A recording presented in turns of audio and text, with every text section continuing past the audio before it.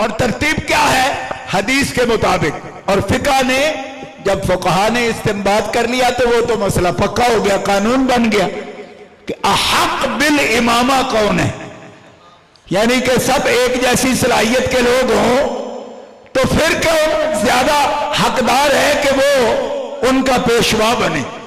तो नबी करीम अलैहि सलाम फरमाते हैं कि जो उनमें ज्यादा तकवे वाला है वो इमाम बने, और अतका उसको इमाम बनाओ।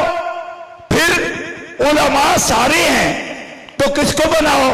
फरमाया आलम बिस्सुन्ना, जो मेरी सुन्नत का इल्म सबसे ज्यादा रखता हो उसको इमाम बनाओ, अतका बनाओ, आलम बनाओ।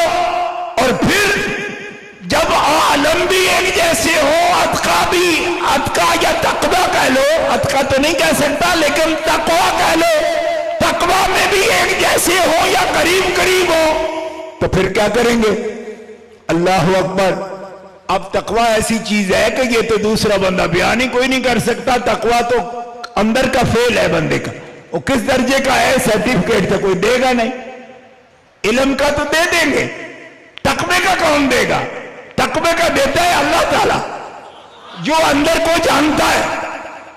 तो तकवे में बढ़ाओ, आलम में सुनना हो। फिर कहा नसब में वो सबसे इज्जत वाला हो। फिर कहा आखिर यहां तक भी फरमाया और जेड़ा सारे विचों सोना लगता हो मुसल्ले पे खड़े। आसन ये भी एक कैटेगरी, इल्म वाला हो, तकवे वाला हो, नसब वाला हो, उन्हें कहा जी सब कुछ हो फिर भी, यानी अगर करशी है तो सब करशी है, तो क्या करेंगे? फरमाया जरा सोना लगा हुए, जरा सजे ज्यादा हुए उसने मुसल्ले पे खड़े कर। ठीक है, किसी ना किसी दर्जे में इसको भी देखा जाता है। कैसे? बस तो तन फिल इल्म वल जिस्म, यानी अल इल्म के साथ अल जिस्म भी बयान है। ठीक है, तो जेड़ा जो तकवे में, और पहली बात फिर भूल ना जाऊं कि तकवे में आपका मकाम यह है कि सारे मुत्तकी हैं, हुजूर की जमात सारी मुत्तकी है, ये कुरान का बयान। ठीक है, ये किसी मौलवी की तबीयत पर गिराम गुजरे तो गुजरे, क्यों कि वो तारीख के हवाले से दे, नहीं नहीं नहीं नहीं, ये तकवा तोल नहीं, ये मैंने कही ये बात नहीं है। उलाइकल्लज़ीना इम्तहनल्लाहु क़ुलूबहुम लित्तक़वा, इम्तहनल्लाहु क़ुलूबहुम लित्तक़वा। और इम्तहाना का क्या मतलब होता है? इम्तहाना का मतलब है कि अखलसा, खूब उनको कसौटी पे परखा गया। कहा? जब सुनार सोने की परख करता है तो आग पर रखता है उसको और फर्क वाज़ेह हो जाता है। अल्लाह ताला बंदों का तकवा परखेगा हमारे लिए, उसको आप तो खैर वैसे ही पता है। ये सारे अल्फाज जो है इस तावील से होते हैं कि दुनिया के सामने वाज़ेह हो जाए, दुनिया मालूम कर ले, वरना अल्लाह ताला को इम्तिहान की जरूरत नहीं, इख्तिबार की नहीं। इख्तिबार मुम्तहिन के अदम इल्म की निशानी होता है कि तब पूछ रहा है कि वो जानता नहीं। फिर तो अल्लाह ताला तो दिलों को हाल जानता है, इसलिए इम्तिहान थोड़ा ही लेगा। लेकिन हमें कैसे पता चलता? अगर वो अपना इम्तिहान लेता भी अपने पास से और रखता भी अपने पास ही, अपने हबीब को ना बताता तो हमें पता ही ना चलता। लिहाजा बोलना भी जरूरी है हमारे लिए, तो बोल दिया इम्तिहान अल्लाह, अल्लाह ने इम्तिहान और लिया भी दिलों का, ताकि कल कोई अनपढ़ जाहिल ये ना कहे कि यार ये तो जाहिर देख रहे थे, अंदर का नहीं जानते थे। एक जमाने में एक बड़ा अजीब इनका ये जो अब भौंकता है ना वहां बैठकर, इससे भी बड़ा वो भौंका था। और वो पता है क्या कहता था कि सबका हुजूर को तो पता ही नहीं था, क्योंकि कुरान कह रहा है कि मिन अहलिल मदीनते मरदू अलन निफाक ला तालमुहुम नहनु नालमुहुम सनुअज़्ज़िबुहुम मर्रतैन। मिम्मन हौलकुम मिनल अराब मुनाफिकून व मिन अहलिल मदीनति मरदू अलन निफाक ला तालमुहुम। हबीब आप तो उनको जानते ही नहीं हो। तो वो कहा करता था कि ऐसे मुनाफिक लोग हैं इनमें अहले मदीना में कि हुजूर भी नहीं जानते। ये तो 11वें पारे में लिखा है। ठीक है, तो बच्चे घबरा जाते हैं ऐसी बातों से। तो बच्चों, जब ज्यादा घबराहट हो तो बूढ़ों की तरफ गौर कर लिया करो, अपने टेवे ना लगाया करो। टेवे से तुम किसी न किसी की बेअदबी कर जाओगे। बूढ़े आपको बता सकेंगे, क्यों कि बेअदबी किए बगैर भी मुश्किल मकाम से कैसे गुजरना है ये वो बताएंगे कि जिनको कुछ तजर्बा हो जाएगा। आप कहेंगे नहीं नहीं नहीं, मुताला हम बहुत करते हैं। भाई करते हो, तजुर्बा नहीं ना उतना, बात को समझो। ठीक है, ये मकाम है जहां ये बात आती है क्या कि ला तालमुहुम, आप उनको जानते नहीं। तो कितने घबराए हुए तालिब इल्म मुझसे बात करते थे। अच्छा जी, ये तो अंदर की बात है। तो इम्तिहान अल्लाह कुलूबहुम में क्या नबी पाक अलैहिस्सलातु वस्सलाम नहीं जानते थे। मैंने कहा तुम इस बात की तरफ ध्यान ही ना दो, ना दो। कहते कैसे, ये तो कुरान की आयत है, उसी रुकू में है जिसमें पहले वस्साबिकूनल अव्वलून है। तो ये कैसे हो सकता है, उस पर ध्यान दें इस पर ना दें। मैंने कहा ऐसा नहीं, ये टेवा ना लगाओ ना, बात परफेक्ट करो पूरे तौर पर। वो ये है कि पहले तो ये मानो ना कि बात हो वस्साबिकूनल अव्वलून की, ये कैटेगरी अलग है, ये अलग है। मिम्मन हौलकुम तो अलग है, ये दूसरे नंबर पर बयान हो रहा है, ये अव्वलून नहीं है। तो क्या तेरा अकीदा है कि अव्वलून ठीक है, मिम्मन हौलकुम बाद है? कहते नहीं, मैं तो पहले को भी नहीं मानता। तो फिर मैं कहे बहाना क्यों करना कि मिम्मन हौलकुम मिनल अराब मुनाफिकून, हम बात साबिकूनल अव्वलून की कर रहे हैं। वहां कोई ऐसी बात है तो बता। अगर समझे हो तो ठीक है, नहीं समझे हो तो जो समझे हो वो समझा देना। अब सबक तो हो नहीं सकता कि 8 दफा 10 दफा मैं जुमला दोहराऊं। भाई अस्साबिकूनल अव्वलून की क्लास ही अलग है, मिम्मन हौलकुम की अलग क्लास है, और उससे भी अलग क्लास है क्या वाखरूना तरफू बिजुनूबिहिम खलतू अमलन सालिहम व आखर सय्या। तो तलबाए किराम, यहां तक अगर पहुंचा करो ना, सिर्फ एक सतर सीधी करने से मसले हल नहीं होते, ये पूरा रुकू करना पड़ेगा, तब बात आपको पता चलेगी कि आखरूना तरफू बिजुनूबिहिम खलतू अमलन सालिहम व आखर सय्या असल्लाहु अन यतूब अलैहिम। ये तीनों क्लासें सामने आ गई। तो आप दूसरी क्लास में जिनको गिन रहे हो तो उन पे आप इल्जाम लगाओगे। मैं कहता हूं पहली बार कैसे लगाते हो, उनका तो बयान हो गया, उनमें शक ही नहीं, उनका खलत मलत भी नहीं अमल, वो अव्वलून है। उन पे खलतू अमलन सालिहन भी फिट नहीं। क्यों? वो खलत नहीं करते, मिले जुले अमल नहीं करते कि कभी कोई गलती भी हो जाती है, कभी नेकी कर लेते बर्बाद ना, वो मेयार है। तो अबू बकर सिद्दीक आले मदीना से तो है ही नहीं, मरदू अलल निफाक तो आले मदीना के लिए कहा गया। हजरत अबू बकर सिद्दीक तो आले मक्का से है, उमर फारूक आले मक्का से है, उस्मान गनी आले मक्का से है, मौला अली आले मक्का से है। उन पर तो ये कोई भी हो ये कह ही नहीं सकता। क्यों? कि वो आले मदीना थोड़े हैं, वो तो आले मक्का है। तो मरदू अलल निफाक तो आले मदीना से कहा गया,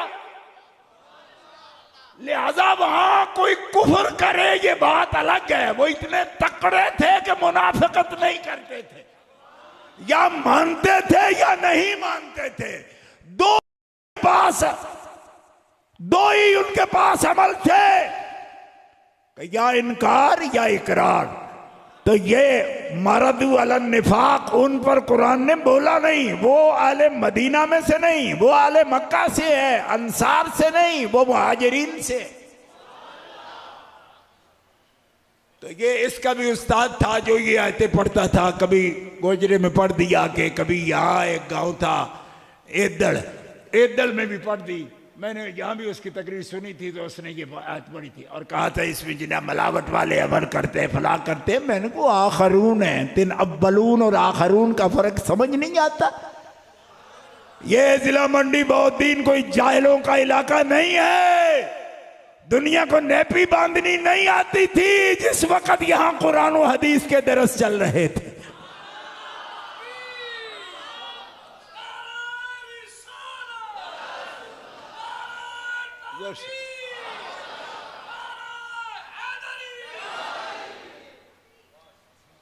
और ये पूरी जमात का सेहरा है।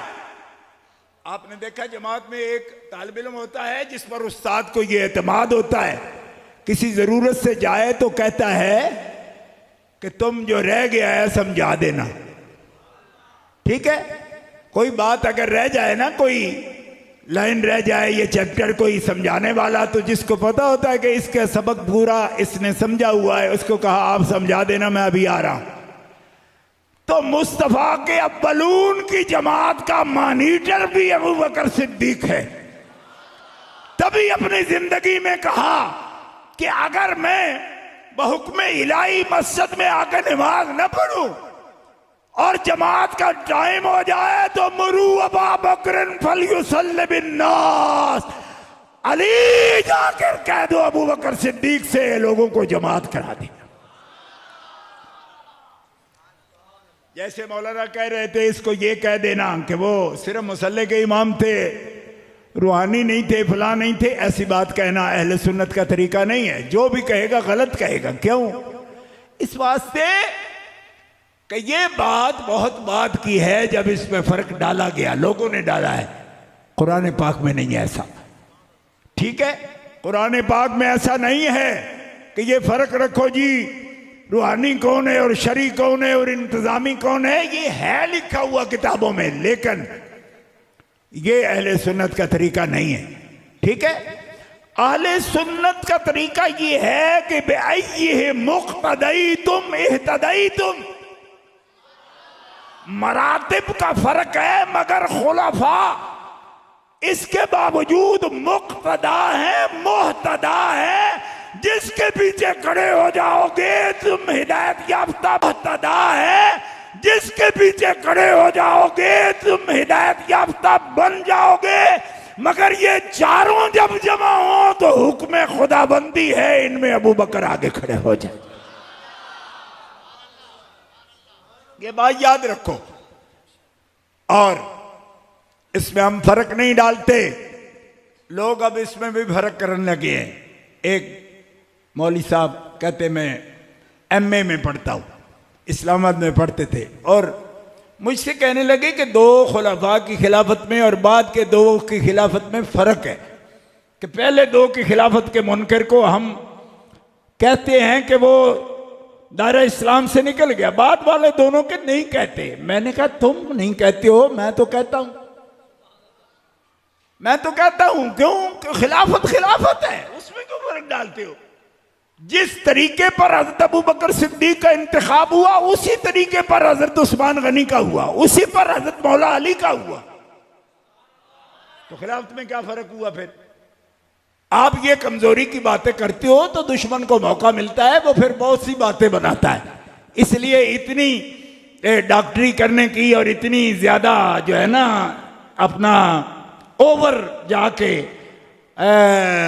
ओवर फीलिंग जिसको कह सकते हैं, जू देश हो जाना, ये बुरी बात है। इस वास्ते कि खिलाफत के निजाम पर अगर अहले सुन्नत व जमात की तबीयतें कायम नहीं होती और ऐसी बातें दोगली करते हैं तो फिर आप याद रखो कि कभी भी अहले सुन्नत व जमात एतराज से नहीं बच पाएंगे।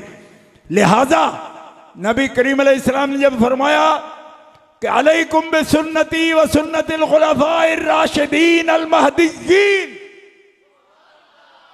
तमस्सकू बिहा, वाब्दु अलैहा बिन नवाजिस, उनकी सुन्नत को लाजिम करना और मेरी सुन्नत समझ के करना। लिहाजा अबू बकर सिद्दीक किस रंग में थे, क्या हुलिया हो गया, ये आपने सुन लिया कि उनकी बशाशत भी और उनकी बशारत भी नबी अलैहिस्सलाम से मुताबिकत आ गई। तवज्जो इत्तिहादी वाली बात का इशारा किया अल्लामा ने, वो बात दुरुस्त है। मैं ये बात अर्ज करता हूं कि सुन्नत गैर नबी की कैसे होगी, हालांकि सुन्नत की तारीफ में मुहद्दिसीन ने लिख दिया कि खुलफा की सुन्नत भी सरकार की सुन्नत है। तो जो मासूम नहीं, जो नबी नहीं, उसका तरीका सुन्नत कैसे बन गया? फरमाया मासूम को इतना एतमाद है कि ये कभी भी किसी जल्लत में कदम नहीं रखते, इसलिए जो जो ये करेंगे वो मोहम्मद मुस्तफा की सुन्नत समझकर कबूल कर ले।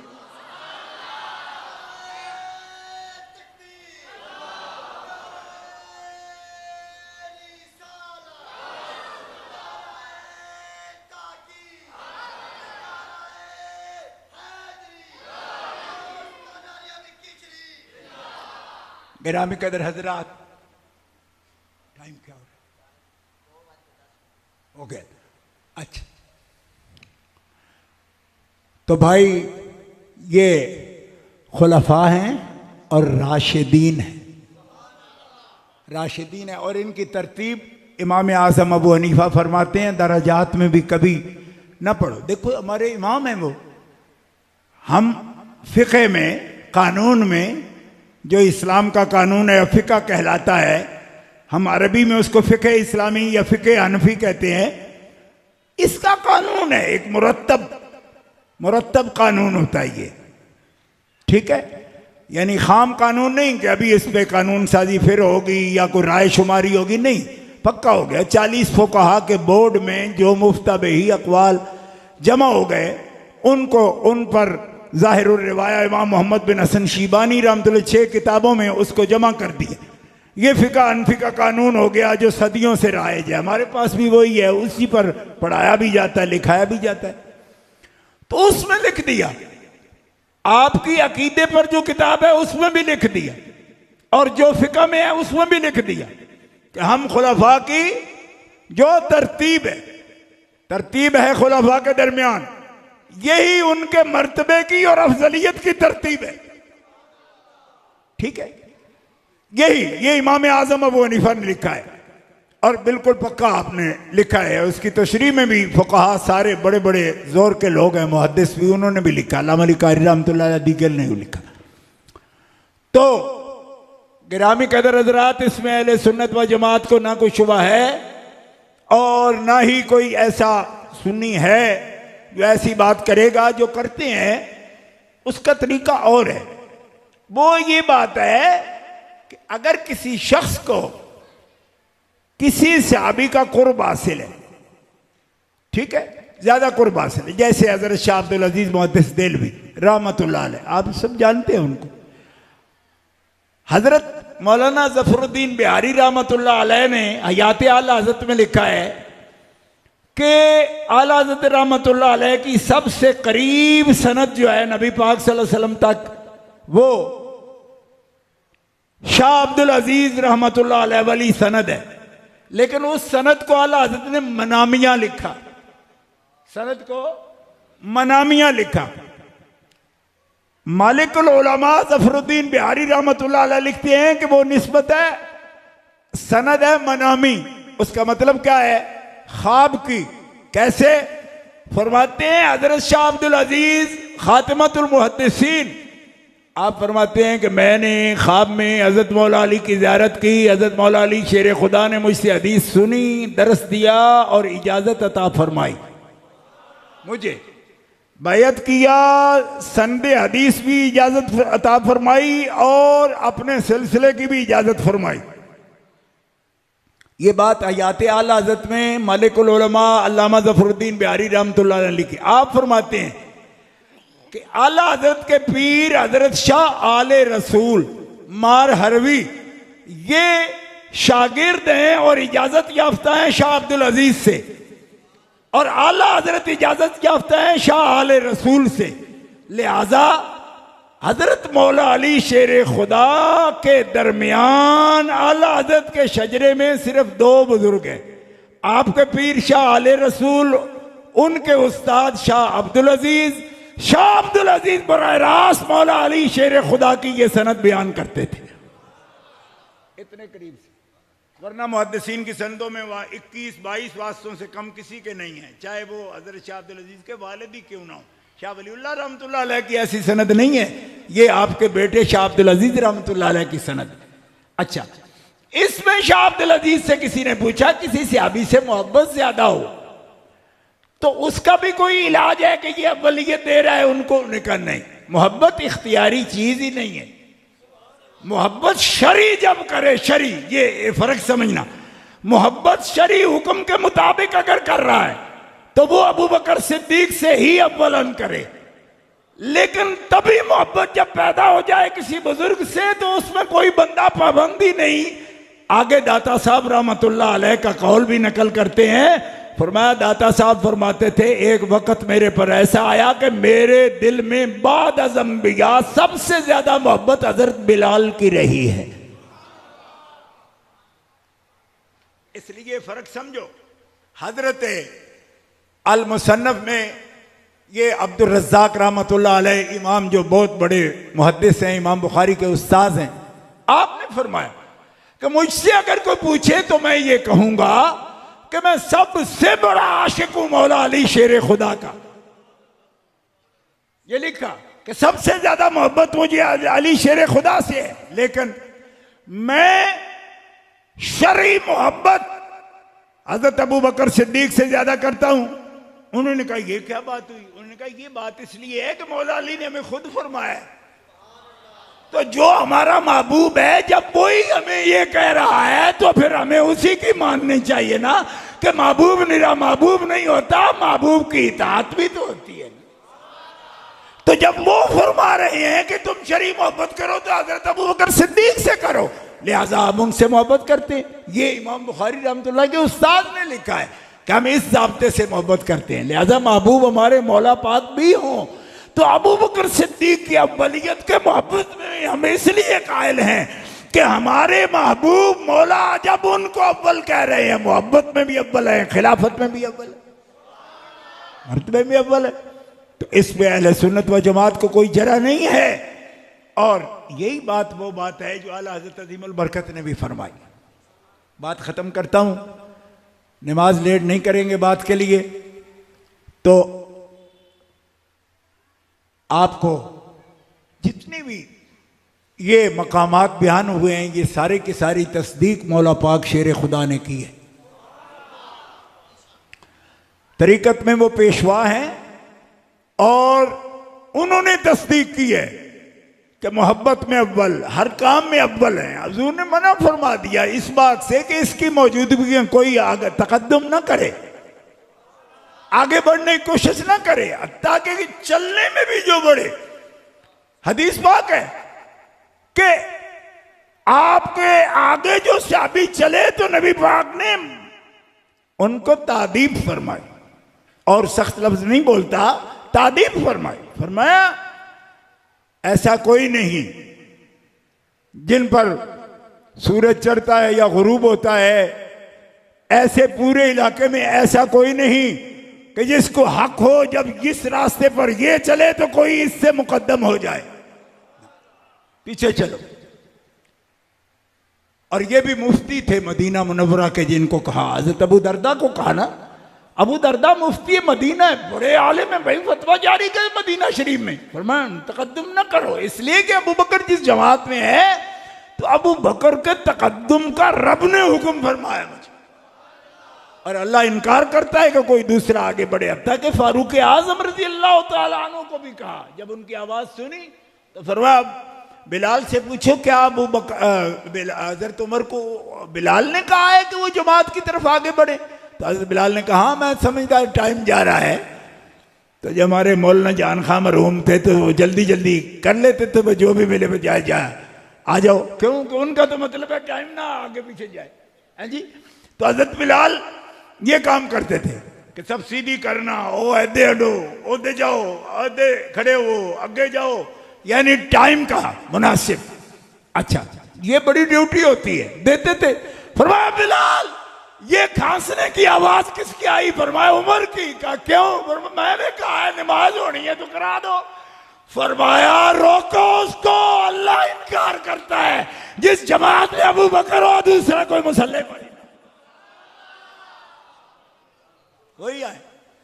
तो हज़रत अबू बकर सिद्दीक रजी अल्लाह ताला अन्हो कभी नहीं, अहले सुन्नत व जमात यही सबसे एहतियात वाला तरीका है। उरफा का, औलिया का, सुलहा का, हमारे मशाइख का।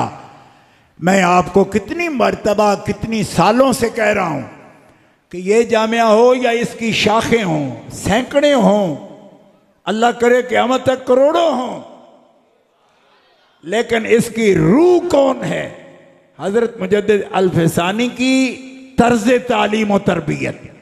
रूह इसकी शेख अब्दुल हक मुहद्दिस देलवी रहमतुल्लाह की तालीम और तरबियत। तर्ज कि मैं इसलिए कह रहा हूं कि रूह तो किताब और सुन्नत होती है, लेकिन उसकी तरीका, इसमें रूह उनकी है। और तीसरा, मेरे अब्बा जी रहमतुल्लाह अलैह जो फरमाते थे और लिखवाया भी, तकरीबन 15-20 साल लिखा रहा। पुराना जो इस तरफ दरवाजा था उसके अंदर वो नीले रंग का उसका नीचे जमीन थी, ऊपर सफेद लिखा हुआ था, बाकायदा दस्तूरुल अमल के तौर पर लिखा कि हमारे तर्ज़े तालीम और तदरीस और तरबियत में जो रूह कार फरमा है वो मुजद्दिद अल-फ़सानी की है, शेख अब्दुल हक मुहद्दिस देलवी की है और इमाम अहमद रज़ा बरेलवी की।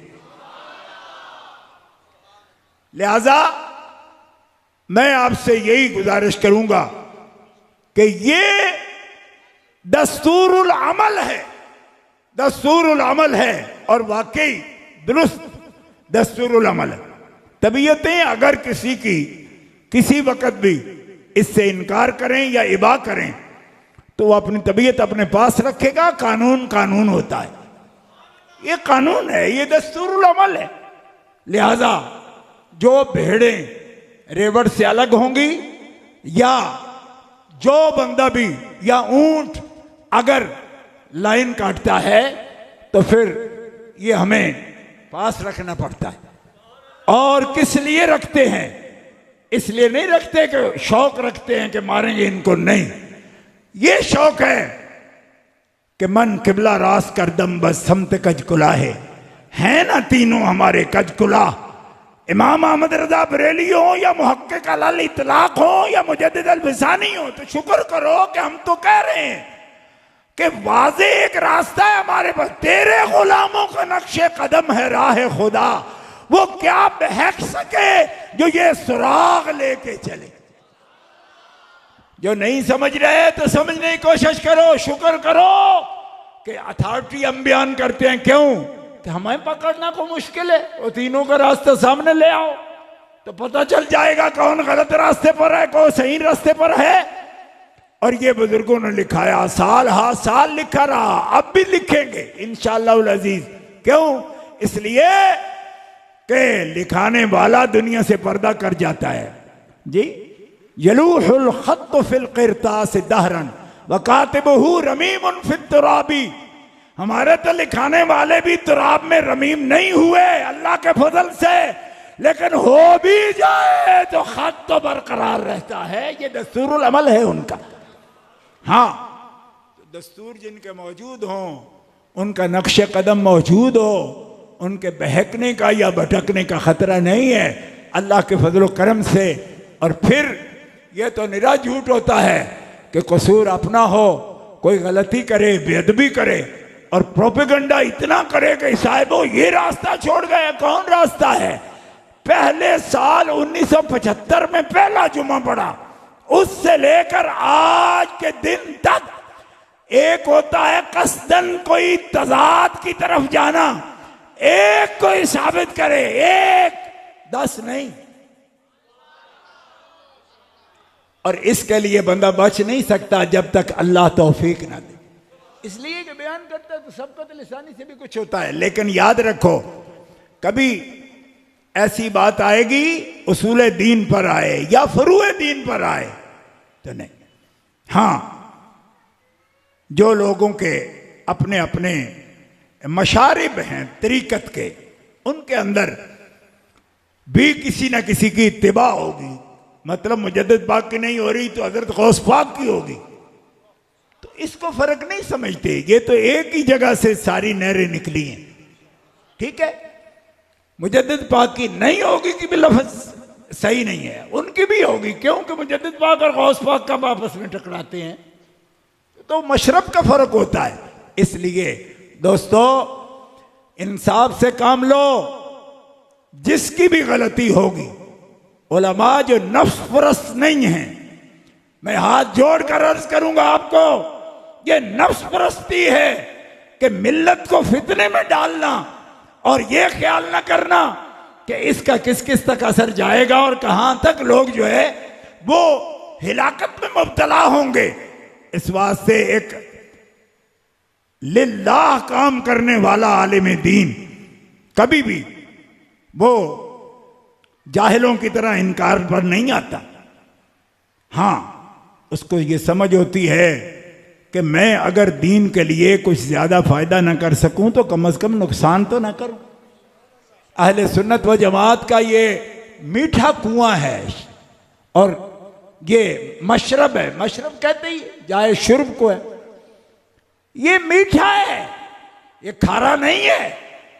तो एक बात इतनी गिलाजत की कर दो कि उस सारे के अंदर खटास आ जाए, ये बड़े नुकसान की बात है। और इस मैं समझता हूं मौला पाक शेर खुदा का फरमान है कि ये तो वही मशरब है कि जिसको सरकार ने अपने आयाते कुरानिया से भी, अकवाले मुबारका से, आमाले मुबारका से और लुआबे दहन शरीफ से इसको मीठा कर दिया। इसको खट्टा मत करो ना, इसको ऐसा बासी बनाओ। इसके लिए अपना अपना किरदार मुस्बत अदा करो, खुदा से डरो। बस यही अर्ज करता हूं, खुदा से डरो। क्यों कि हर एक को मरना है, मरना एक सच्चा रास्ता है। इसको तो काफिर भी तस्लीम करेगा कि मरते जरूर हैं, क्योंकि उनके सामने मर जाते हैं, हिस्सी बात है, वो भी महसूस करते हैं। लिहाजा अल्लाह फरमाता है ला तमूतुन्ना इल्ला व अंतुम मुस्लिमून, डरो रब से, मौत सब पर आएगी, बरहक है।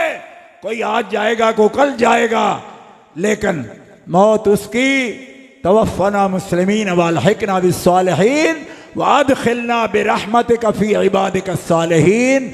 मालिका हम जिंदा रहें तो राहे हक पर, और मौत आए तो राहे हक पर, कब्र हो राहे हक पर, और हशर हो हक वालों के साथ। ये है रास्ता। और ये रास्ता मैं मस्जिद में बैठा हूं, खुदा की कसम उठाकर कह रहा हूं, अहलुस सुन्ना वल जमा, और जिसकी तशरीह औलियाए कामिलीन फरमा रहे हैं, ये राह हक है। इसी की वसीयत है, इसी की नसीहत है, इसी के लिए ताकीद है। हर फर्ज से बड़ा फर्ज सबसे पहले अकायद की इस्लाह है, और इस्लाह अकायद का नहज क्या है? हुजूर के सहाबा और हुजूर के अहले बैत, ये नहज। और इस नहज पर अल्लाह ताला क़यामत तक आपको शादो आबाद रखे, कायम रखे, और ये राह हक है, इस पर इस्तिकामत अता फरमाए। अल्लाह ताला इसी पर जिंदा रखे और इसी पर हमारा अंजाम फरमाए। और यही आखिरी नसीहत है आपके लिए इस महफल की। अल्लाह ताला जल्ला शानहू आपको सलामती दे। जो भी बुजुर्ग, तुलबा, उलमा दूर से करीब से आए हैं, अल्लाह ताला हर कदम के बदले उनको नेकी रहमत नसीब फरमाए। और दोस्तों ने जो एहतमाम किया, अल्लाह कबूल फरमाए, और अल्लाह इस जामे को, इसके दुरूस को ज़्यादा से ज़्यादा रहमतों बरकतों से माला माल फरमाए।